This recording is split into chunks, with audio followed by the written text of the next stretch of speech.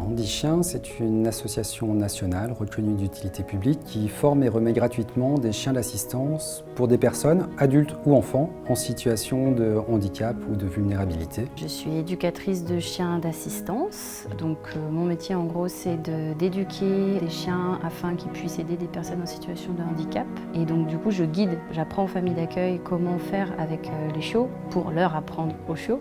Et ensuite c'est eux qui font le gros du boulot, qui ont le chiot 7 jours sur 7 à la maison, 24 heures sur 24, qui supportent les bêtises, qui ont les bons moments, le pire comme le meilleur d'ailleurs. US, c'est un chiot qui vient de débuter sa phase de formation, puisque ça fait à peu près 2 mois et demi qu'il est avec sa famille d'accueil, Clémentine.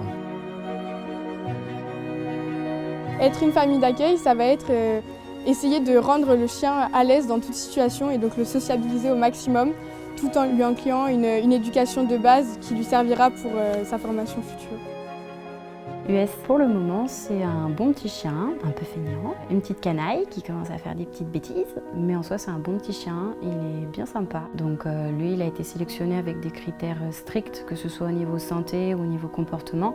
Après, ça ne garantit pas qu'il soit remis au final, mais on part sur des bonnes bases. Moi je l'ai fait déjà parce que je trouve que c'est une expérience de vie déjà, et en sachant que aussi je suis étudiante et que je ne sais pas ce que je vais faire dans 2 ans, donc je ne pouvais pas forcément me permettre d'avoir un chien à moi. Donc là ça me permet d'avoir un chiot, de le former et de faire un beau geste finalement en le rendant à quelqu'un quand on a besoin.